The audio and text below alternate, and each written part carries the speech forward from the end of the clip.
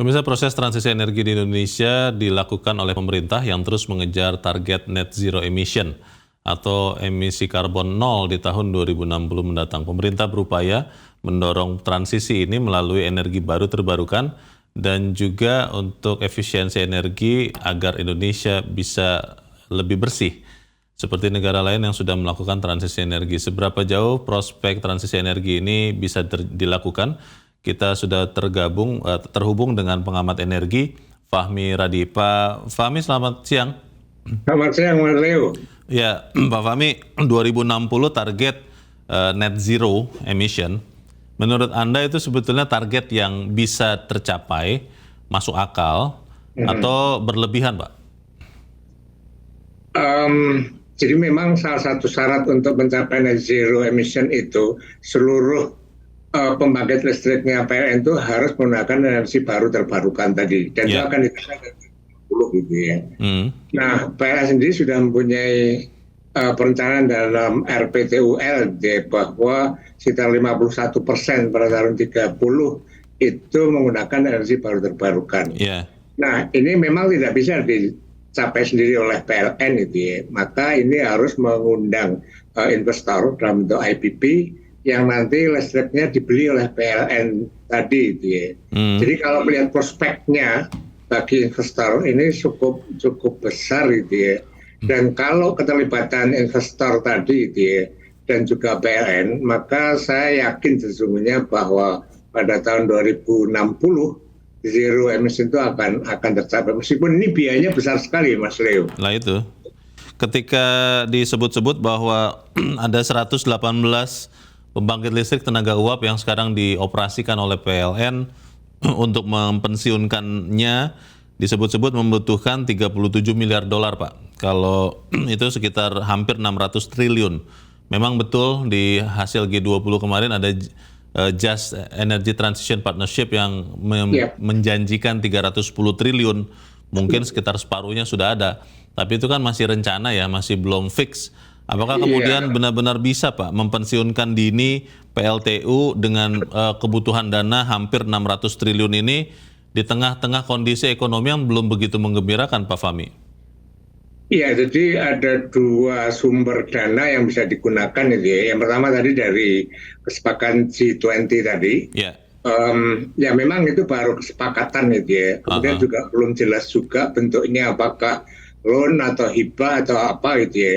Ini memang masih akan ditindaklanjuti oleh Menteri Keuangan gitu ya. Nah, kemudian yang kedua tadi kita katakan ini harus mengundang investor gitu ya, untuk masuk pada pembangkit energi baru terbarukan. Kalau melihat potensi pasarnya kan cukup besar gitu ya. Hanya masih ada masalah tentang tarif gitu ya. Tarif yang ditetapkan oleh Kementerian SDM itu menurut investor itu masih di bawah harga keekonomian tadi. Nah, masalahnya kalau tarif tadi disesuaikan dengan harga keekonomian, maka harga pokok penyediaan listrik di PLN ini akan jadi naik. Maka ada alternatif atau kemungkinannya itu kemudian dinaikkan tarif tadi lah. Kalau dinaikkan ini akan menimbulkan beban bagi konsumen itu ya. Jadi itu masalah tarif itu harus diselesaikan dulu gitu ya, agar investor tadi memang mau investasi dalam energi baru terbarukan, Mas Leo. Pak Fahmi, yang paling memungkinkan, Pak, bahan bakar atau sumber energi baru terbarukan yang bisa dipakai untuk menggantikan batu bara yang katanya kotor ini, Pak, itu apa ya? Karena kalau membaca beberapa kemungkinan angin atau banyu katanya itu harus fix atau stabil, kan angin tidak terus-terusan 24 jam berhembus. Kemudian kalau bicara tenaga surya, solar cell, itu juga ketika 12 jam kemudian, jam 6 sore sampai pagi itu bagaimana ceritanya, harus dengan baterai. Lalu ada panas bumi, geothermal yang sebenarnya sudah mulai dipakai, tapi katanya juga masih belum optimal karena masih mahal, Pak. Ini artinya kemudian kalau kita pensiunkan batu bara, lalu kita pakai apa, Pak Fahmi? Ya, sebetulnya resource energi baru terbarukan yang dimiliki di Indonesia itu sangat beragam dan sangat melimpah gitu ya. Nah, hanya memang itu belum digunakan secara optimal. Tadi kita punya bayu, matahari, memang benar gitu ya, bayu dan matahari itu sifatnya intermittent gitu ya. Sehingga harus ada cadangan lain gitu ya. Atau lakukan juga oleh PLN itu melakukan co-firing, misalnya yang sekarang yang masih batu bara tetapi juga menggunakan biogas gitu ya, dari sampah. Nah, ini juga bisa melibatkan juga UMKM tadi itu ya. Nah, cuman untuk bayu, matahari atau hidro itu kan butuh teknologi gitu loh.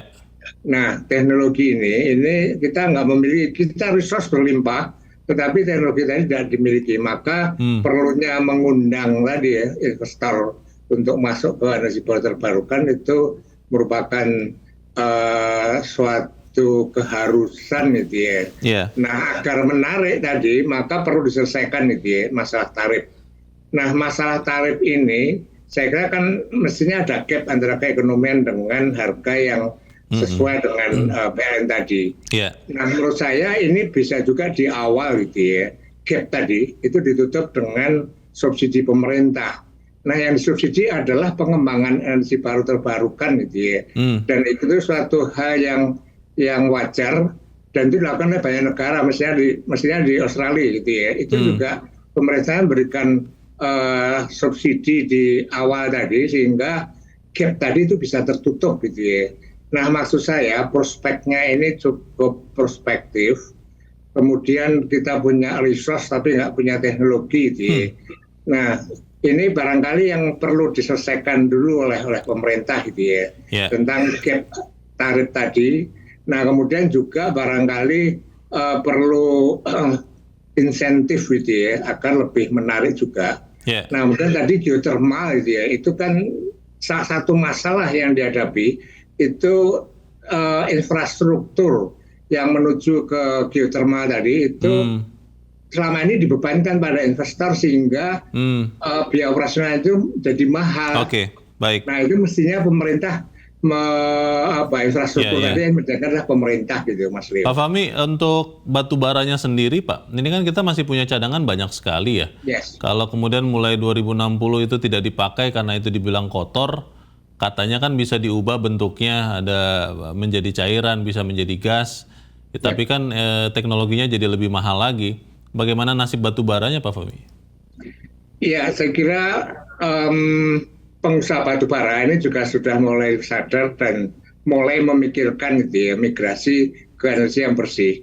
Salah satunya tadi seperti katakan Mas Leo tadi dengan melakukan rekayasa tadi, hanya dalam hal gasifikasi gitu ya. Nah, memang teknologinya kita nggak punya, tapi Pertamina sudah bekerja sama dengan suatu perusahaan di Amerika itu ya, yang nantinya akan mengubah batu bara itu menjadi energi bersih dalam gas tabung yang nanti menghasilkan LPG gitu ya. Nah, itu sudah jalan kalau salah Pertamina, Bukit Asam dan perusahaan Amerika itu. Tapi ini kan take time gitu ya, butuh waktu tadi.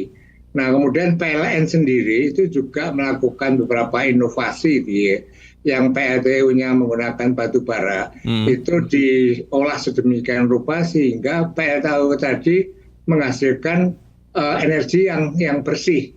Itu sudah dilakukan juga meskipun kapasitasnya masih terbatas gitu.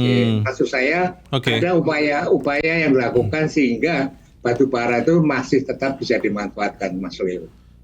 Pak Fahmi, ini kan kita bicara 2060 ya Pak. 2060 sekarang tahun 2020 artinya kurang lebih 38 tahun. Dalam perjalanan menuju 2060 kita juga lihat nanti 2024 ada pergantian pemerintahan Pak. Kita tidak tahu siapa yang akan memimpin Indonesia, apakah kemudian kebijakan net zero emission 2060 itu akan dilanjutkan, tidak berubah atau seperti apa. Tapi pertanyaannya Pak, apakah kemudian 2060 ini, kembali saya tanyakan ini ke Pak Fahmi, itu memang realistis untuk menolkan emisi karbon dari Indonesia, sementara kita lihat negara-negara lain yang lebih maju daripada Indonesia, itu kan beberapa kali meminta pengunduran atau bahkan tidak mau segera untuk menolkan emisi karbonnya. Ini berlebihan apa tidak nih net zero emission kita Pak? Kalau menurut saya tidak, Pak. Itu realistis dan itu achievable gitu ya.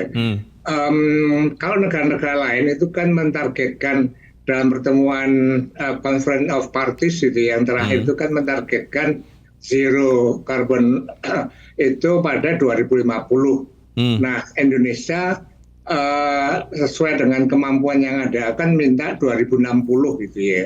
Nah, kalau roadmap yang dibuat oleh PLN maupun Kementerian SDM itu dapat dijalankan dengan baik, maka saya yakin dan itu realistis gitu ya. Nah, kemudian kalau pergantian pemimpinan seperti apa, saat ini sudah disiapkan undang-undang energi baru terbarukan gitu ya.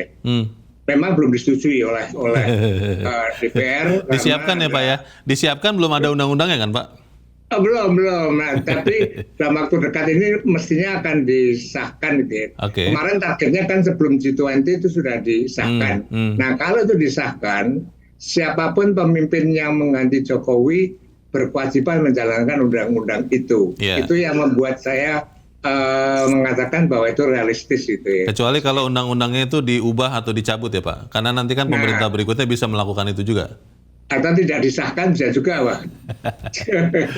Baik, terakhir Pak Fahmi, apa yang sebenarnya bisa kita lakukan, masyarakat bisa lakukan untuk kemudian membantu kalau memang ini adalah niatan dari seluruh bangsa ya, bukan hanya pemerintah, membentuk Indonesia yang lebih bersih di 2060. Saya jujur kurang yakin sih Pak 2060 itu bisa nol ya emisi karbon.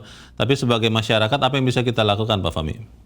Ya mestinya ada langkah-langkah konstruktif gitu ya, bahwa pencapaian net zero emission itu adalah kewajiban kita semua. Apakah itu pemerintah, apakah itu masyarakat, apakah itu pengusaha besar, UMKM, itu semua harus terlibat. Jadi barangkali yang perlu dikomunikasikan itu ada awareness gitu ya. Nah tadi misalnya gitu ya, UMKM itu bisa mengolah sampah gitu ya dalam biogas untuk pembangkit listrik juga. Nah, nanti yang pengusaha besar atau pengusaha asing itu bisa masuk pada geothermal, bisa masuk pada matahari atau kayu. Nah, kalau semua terlibat, saya yakin bisa, Mas Leo. Baik. Meskipun pada 2060 mungkin saya sudah nggak ada di dunia gitu ya. Kita tidak pernah tahu itu Pak Fahmi. Baik, kita akan lihat nanti perkembangannya seperti apa proses transisi energi ini. Untuk saat ini kami berterima kasih pengamat energi Fahmi Radi sudah mencerahkan kami. Selamat siang Pak Fahmi. Selamat siang Mas Leo.